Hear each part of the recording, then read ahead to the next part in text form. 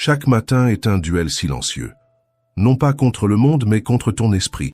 C'est dans les premières minutes de la journée que beaucoup perdent déjà la bataille. Ils se réveillent et se livrent au téléphone, à la précipitation, aux plaintes, sans se rendre compte qu'ils abandonnent le contrôle de leur propre vie. Mais toi, tu n'es pas ici pour répéter ce cycle. Tu es ici parce que tu as déjà compris qu'il existe un autre chemin, le chemin stoïcien, de discipline, de clarté et de force intérieure. Et dans cette vidéo, je vais te montrer 10 leçons pratiques du stoïcisme pour transformer le début de ta journée, reprendre le commandement de ton esprit et commencer chaque matin comme le premier pas d'une nouvelle version de toi. Avant de continuer, écris dans les commentaires. Aujourd'hui sera une grande journée. Je suis stoïcien. Ce n'est pas seulement une phrase, c'est toi qui reprends le contrôle. 1. Ne commence jamais ta journée en te plaignant. As-tu déjà réfléchi à quelle est la première pensée que tu nourris au réveil? Parce qu'elle est plus qu'une simple pensée. Elle est la graine émotionnelle de ta journée. Elle est le ton qui accorde tout ton comportement. Elle est le sol où tes prochaines décisions vont pousser. Si tu te réveilles en murmurant, en te plaignant, en t'irritant de ce qui n'a pas marché comme tu voulais, tu n'es pas seulement en train de t'exprimer. Tu es en train d'entraîner ton esprit à chercher ce qui ne va pas. Et il va le trouver. Marc Aurèle le savait. Il avait l'habitude de se rappeler dès son réveil que le monde présenterait des difficultés, qu'il rencontrerait des personnes ingrates, des situations imprévisibles, des inconforts inévitables, mais que cela importait moins que la manière dont il choisirait de réagir. La plainte du matin paraît petite, mais c'est un déclencheur puissant. Quand tu commences ta journée en te plaignant, ton esprit passe en mode de rareté. Tu te places, sans t'en rendre compte, dans le rôle de victime. Et tout ce qui viendra ensuite sera interprété à travers ce filtre, celui du ressentiment, de l'irritation et de l'impuissance. Mais tu peux inverser ce schéma. Tu peux te réveiller et respirer avec intention. Tu peux te rappeler, avant même de sortir du lit, de la personne que tu es en train d'essayer de devenir. Et tu peux choisir la posture de celui qui dirige son propre esprit, même quand le monde est encore désorganisé à l'extérieur. Éviter la plainte, ce n'est pas faire semblant que tout va bien. C'est un entraînement, un raffinement, un acte de maîtrise intérieure. C'est se dire à soi-même, oui, il y a des problèmes, mais je ne vais pas me laisser contaminer par eux dès le départ. Parce que la première heure de ta journée n'appartient pas au chaos, elle appartient à la construction. Tu peux utiliser ce moment pour renforcer ton centre émotionnel, pour remercier, respirer, t'aligner, ou tu peux gaspiller cette heure précieuse en réagissant à ce qui est hors de ta portée, en revivant des blessures anciennes, en amplifiant des bruits qui ne méritaient même pas de place dans ta conscience. C'est pourquoi, avant de dormir, plante l'intention. Et au réveil, choisis de commencer avec direction. Comme le disait Henry David Thoreau, les choses ne changent pas, nous changeons. Et changer commence ici, avec la décision presque invisible de ne pas se plaindre, de ne pas se perdre dans ce qui manque, mais d'agir comme quelqu'un qui est prêt à construire ce qui compte. Si tu es arrivé jusqu'ici, commente « Aujourd'hui, je choisis d'évoluer ». Cela peut être le premier pas pour dominer ton esprit, avant qu'il ne soit dominé par tout ce qui t'arrache à ton centre. 2. Commence ta journée en traçant la voie et non en courant simplement dessus. Se lever tôt ne change pas ta vie si tu ne sais pas où tu vas. Être occupé ne signifie pas évoluer. Et courir toute la journée, sans intention, ne fait que t'éloigner encore plus de toi-même. C'est pour cela qu'avant de plonger dans les tâches, les exigences et les obligations que le monde impose, tu dois te poser une question simple et puissante. Qu'est-ce que, si je le fais aujourd'hui, rendra cette journée digne d'être vécue? Sans direction, n'importe quelle urgence devient une priorité. Sans intention, n'importe quelle distraction paraît importante. Et quand la nuit arrive, il ne reste que cette frustration silencieuse de celui qui a été occupé toute la journée, mais qui n'a pas touché à ce qui compte vraiment. Les stoïciens le savaient. Marc Aurèle, même en tant qu'empereur, ne commençait jamais sa journée sans réfléchir à ce qui était essentiel. Il écrivait pour lui-même comme on grave un rappel pour ne pas se perdre dans le chaos. Tout, un cheval, une vigne, a été créé pour un devoir. Pour quelle tâche alors as-tu toi-même été créé? Cette question n'est pas trop philosophique, elle est pratique. Parce que si tu ne sais pas ce que tu essaies de construire, n'importe quel bruit devient un nouveau chemin. Et quand tu t'en rends compte, Tu n'es pas en train de vivre ta vie, tu es seulement en train de réagir à celle des autres. Définir un but pour la journée, ce n'est pas faire une liste infinie de tâches et de rendez-vous. C'est tracer une ligne claire entre ce qui te fait avancer et ce qui ne fait que drainer ton énergie. C'est se réveiller avec présence et se dire « Aujourd'hui, je vais mettre mon temps au service de ce qui m'approche de l'essentiel. » Peut-être que ce sera un pas dans ton travail, peut-être une nouvelle habitude, peut-être une conversation que tu repousses depuis longtemps. Peu importe la taille de l'action, ce qui compte, c'est la direction. Parce qu'un seul choix, même petit, fait avec intention, soutient l'édifice de ton évolution. Pense à une construction. Une seule vis, placée au bon endroit, empêche tout de s'effondrer.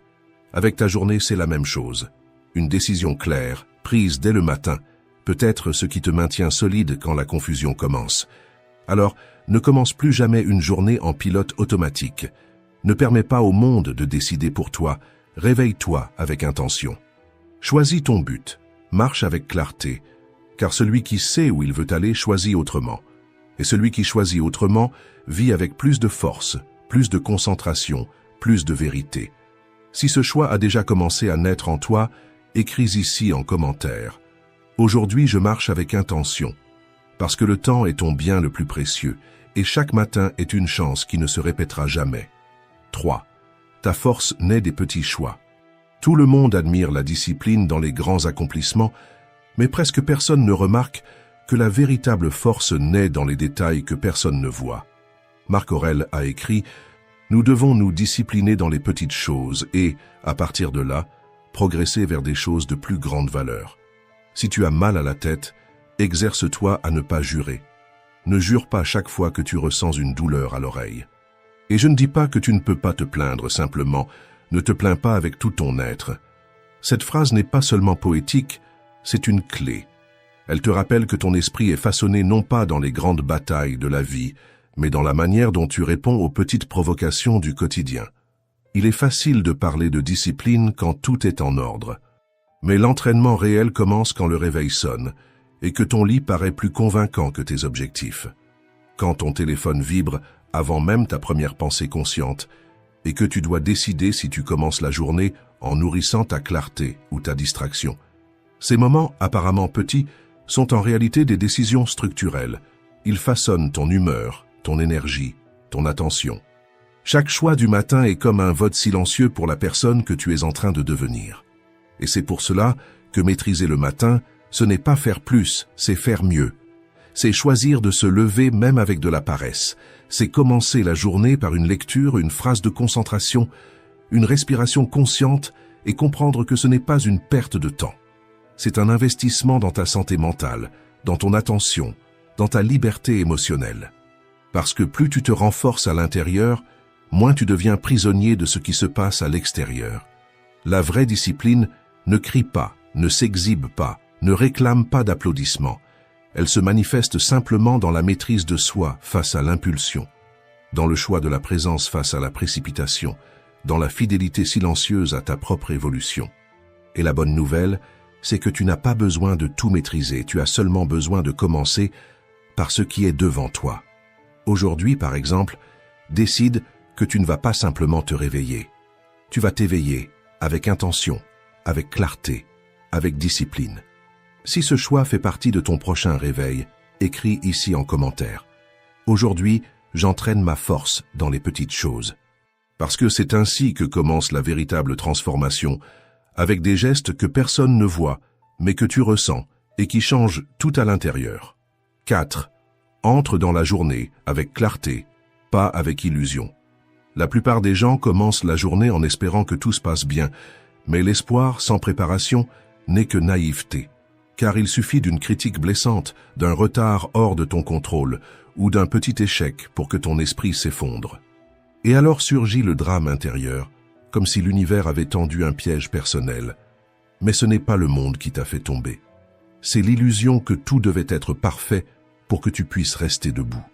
Les stoïciens le savaient, et c'est pour cela qu'ils pratiquaient chaque jour un exercice appelé Praemeditatio Malorum, la préméditation des mots. Ils s'asseyaient, respiraient profondément et imaginaient tout ce qui pouvait mal tourner.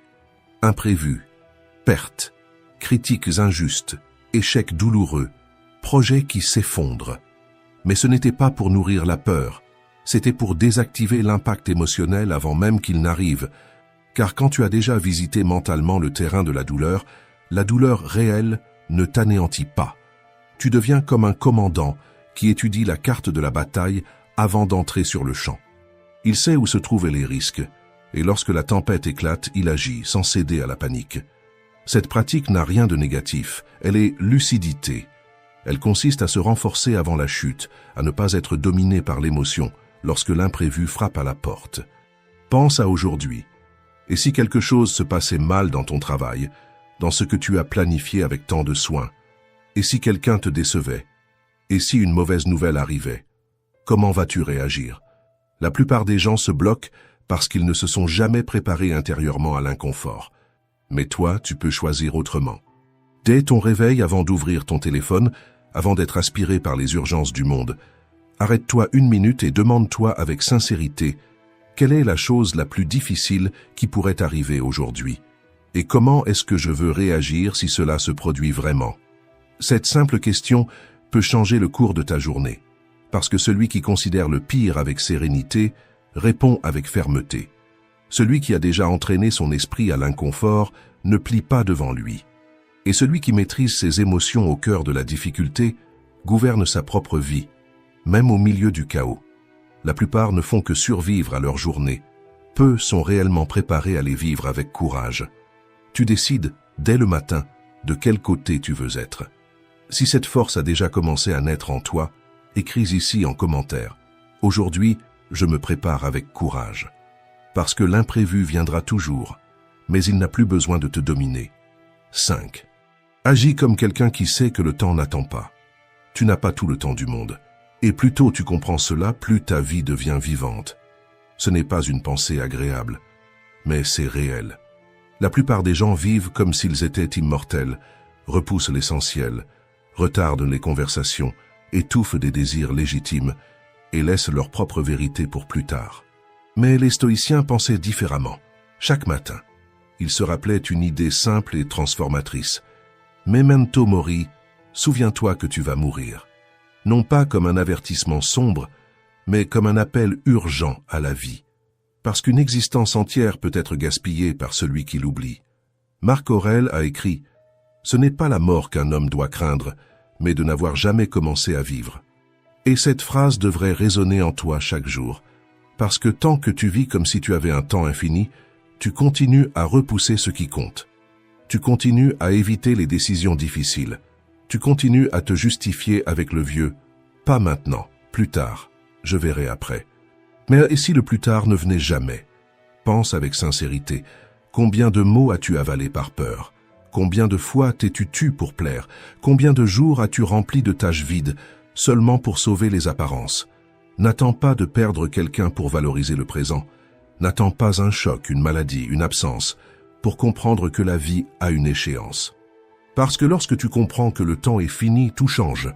Ce qui est urgent perd de la force, et ce qui est essentiel prend de la place. Chaque matin se transforme en une chance réelle de faire autrement. De vivre avec plus de courage, de te rapprocher de ce qui a du sens, de mettre ton âme dans les petites choses. Alors demande-toi, si aujourd'hui était le dernier, de quoi voudrais-je me souvenir en me couchant? D'une journée vécue avec présence ou d'un jour de plus gaspillé par l'inertie? Tu ne contrôles pas combien de temps il te reste, mais tu peux contrôler comment tu vas utiliser le temps que tu as aujourd'hui. Et cela commence maintenant, en arrêtant de vivre en pilote automatique, en arrêtant de repousser ce qui te renforce, en arrêtant de prétendre que ta vérité peut encore attendre un peu. Parce que vivre vraiment n'est pas une question de temps, c'est une question de présence, d'intention et de courage. Réaffirme pour toi-même, aujourd'hui, je choisis de vivre avec courage. Parce que le temps passe de toute façon, la différence, c'est qui choisit d'être entier pendant qu'il passe. 6. Domine ta journée en contrôlant tes impulsions. Les premières heures de la journée sont comme les fondations d'une maison. Si tu construis à la hâte, le moindre tremblement fait tout s'écrouler. Et c'est précisément à ce moment-là, lorsque l'esprit ajuste encore le ton des émotions, que beaucoup se perdent.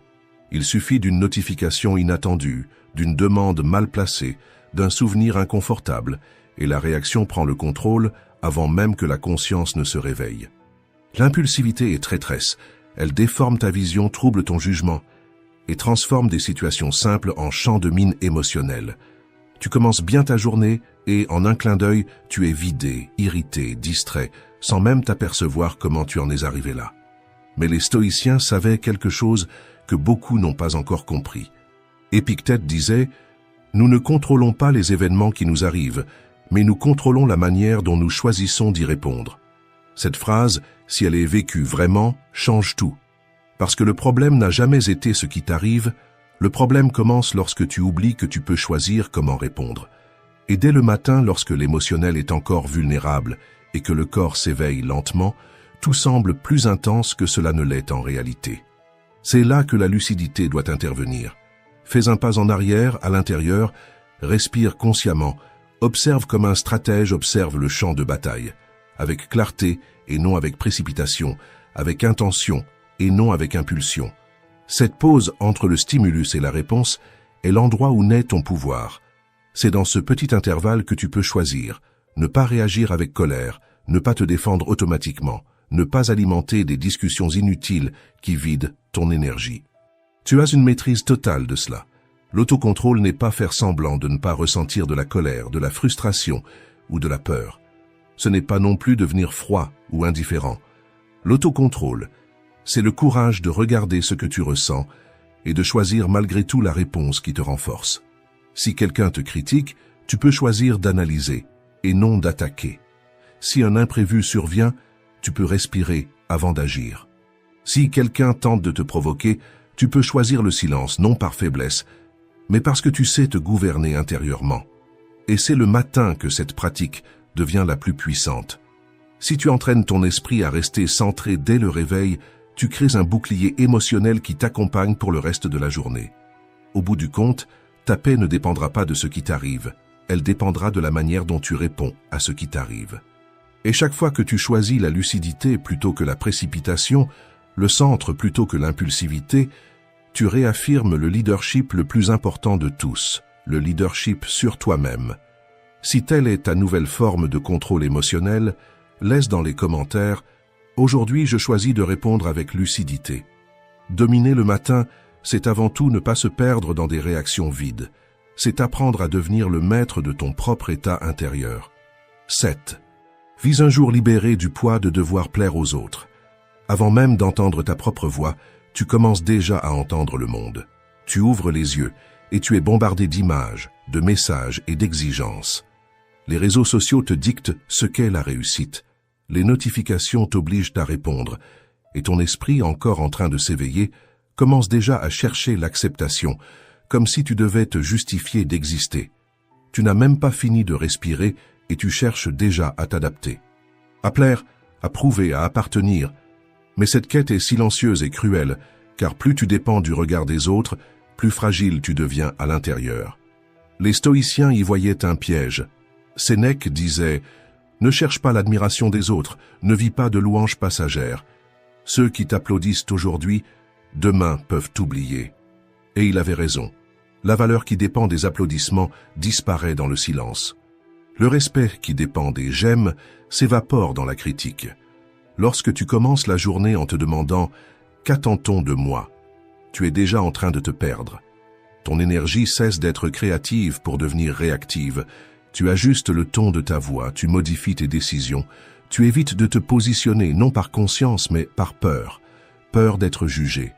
Peur de paraître étrange. Peur de décevoir. Mais voici une vérité dure et libératrice. Tu seras jugé de toute façon. Même si tu es gentil, même si tu essaies de plaire, même si tu fais tout, même si tu te caches. Alors pourquoi ne pas être jugé pour avoir vécu dans la vérité? Au lieu d'ouvrir ta journée en cherchant l'acceptation, commence par rechercher la cohérence. Demande-toi avec fermeté, qu'est-ce qui est juste pour moi aujourd'hui? Qu'est-ce que je défendrais même sans applaudissements? Tandis que l'approbation est volatile, l'intégrité te renforce. Elle est le gouvernail qui maintient ta direction, même quand tout autour cherche à te détourner. Quand tu cultives cette habitude dès le matin, ta présence change. Tu marches avec plus de fermeté, tu parles avec plus de clarté, tu agis avec plus de détermination et, ironiquement, c'est quand tu cesses de mendier l'approbation que tu commences à être vraiment respecté. Si cela a eu du sens pour toi, écris ici en commentaire. Aujourd'hui, j'agis avec vérité, pas avec peur. Ce petit choix, répété chaque jour, est le début de ta liberté émotionnelle. 8. Pratique la gratitude avant que la rareté ne t'engloutisse. La plupart des gens ouvrent les yeux et dès la première pensée activent déjà la sensation du manque. Ce qui est en retard, ce qu'ils n'ont pas encore accompli, ce qui doit changer pour peut-être un jour se sentir complet. Et sans s'en rendre compte, ils commencent déjà la journée avec une dette émotionnelle.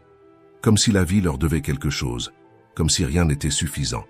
C'est ce schéma invisible qui emprisonne l'esprit avant même le premier café. Les stoïciens y voyaient l'un des plus grands poisons de l'âme. Ils savaient que désirer davantage est naturel, mais lorsque le désir devient compulsion, il détruit la capacité d'apprécier le présent. Sénèque disait « Pauvre n'est pas celui qui possède peu, mais celui qui désire toujours plus ». Et cela nous enseigne un nouvel angle.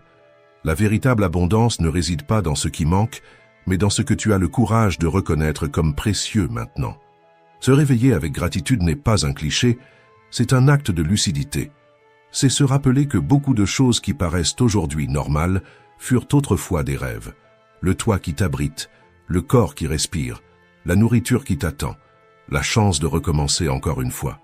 Mais si tu n'entraînes pas tes yeux à voir, ton esprit continuera à projeter la rareté, et ton cœur, même entouré de miracles, continuera à se sentir vide. La gratitude n'ignore pas les défis, mais elle crée un sol ferme avant la tempête. Elle réorganise ton énergie, ralentit la comparaison et ramène ton attention là où la vie se déroule réellement, le présent.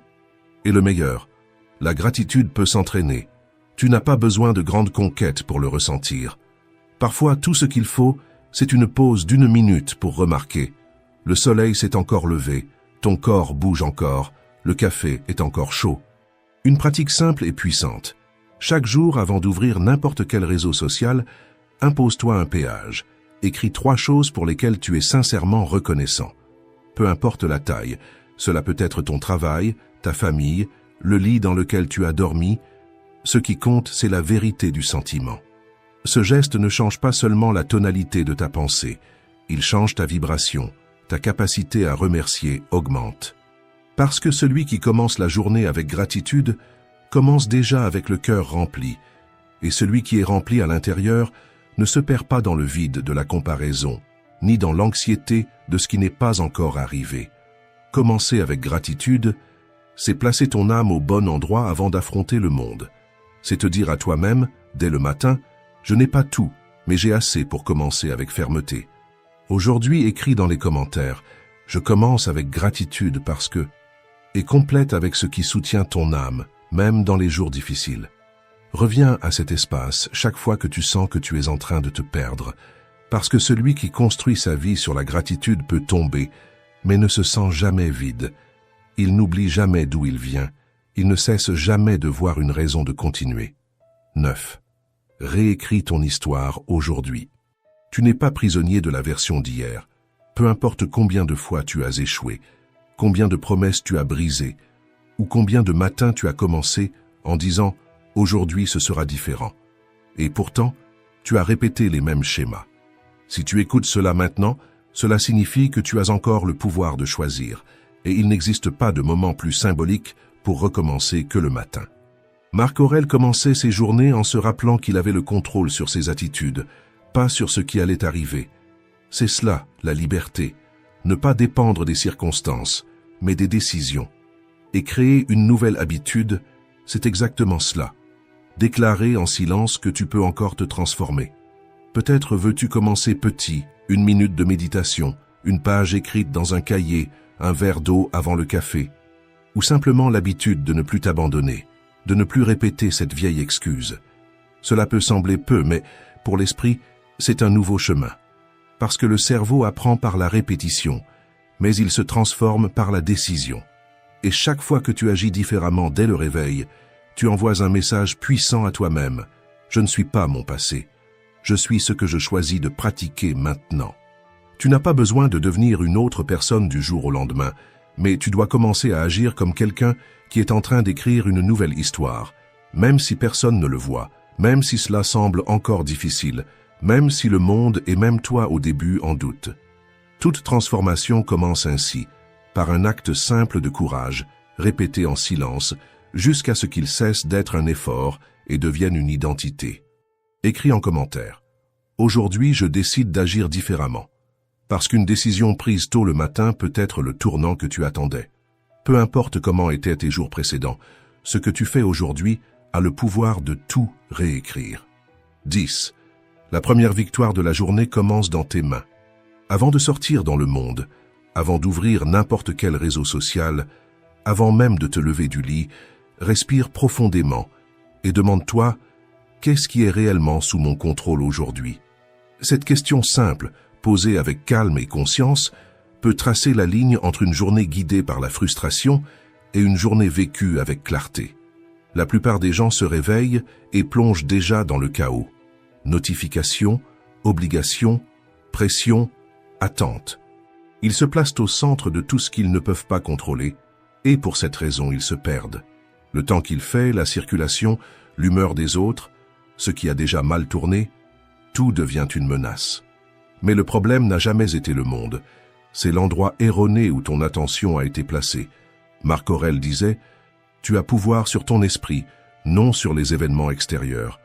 Prends-en conscience et tu trouveras la force. » Cette phrase change tout, parce que lorsque tu commences ta journée en essayant de contrôler l'incontrôlable, tu pars déjà affaibli. Mais lorsque tu commences centré sur ce qui dépend seulement de toi, ton attitude, ta discipline, ton choix de concentration, alors tu entres sur le terrain avec puissance et non avec peur. Pense à aujourd'hui. Si quelque chose se passe mal dans le projet que tu prépares depuis des semaines, si quelqu'un te traite avec indifférence ou tente de te déstabiliser dès le matin, si une nouvelle inattendue bouleverse ta routine, si ce problème que tu croyais résolu réapparaît encore une fois, vas-tu réagir par impulsion, te laisser contaminer par la colère, perdre ton centre? Ou vas-tu respirer profondément, te rappeler qui tu es en train de devenir et répondre avec présence? Cette différence réside dans une seule décision, où tu as placé ton contrôle. Et cela se construit avant tout, dans les premières minutes de ta journée. C'est pourquoi crée un rituel stoïcien silencieux. Avant de toucher ton téléphone, avant de nourrir l'anxiété, fais un choix intérieur. Dis-toi, aujourd'hui, j'assume ce qui est à moi et je lâche ce qui ne l'est pas. Tu n'as pas besoin de tout contrôler. Tu dois seulement empêcher que ce qui est dehors te contrôle à l'intérieur. Et si aujourd'hui, par hasard, tu t'es réveillé tard, tu t'es énervé, tu as perdu du temps avec des distractions, ou tu t'es laissé piéger par des choses qui ne dépendent pas de toi, respire et pardonne-toi avec maturité. Non pas comme quelqu'un qui invente des excuses pour répéter les mêmes erreurs, mais comme quelqu'un qui prend un engagement sincère envers un nouveau départ. Parce que tu n'as pas besoin de gagner tout le mois, ni toute l'année. Tu as seulement besoin de lutter pour une seule journée. Et comme l'a dit Mary Pickford, tout le monde peut lutter pour un jour. Et si cette conscience a déjà commencé à s'éveiller en toi, écris ici en commentaire. Aujourd'hui, je me concentre sur ce que je peux contrôler. Parce que c'est ainsi qu'on maîtrise l'esprit, une pensée à la fois, un choix chaque matin. Et si cette vidéo a eu du sens pour toi, mets un j'aime, commente et partage. Merci d'avoir regardé.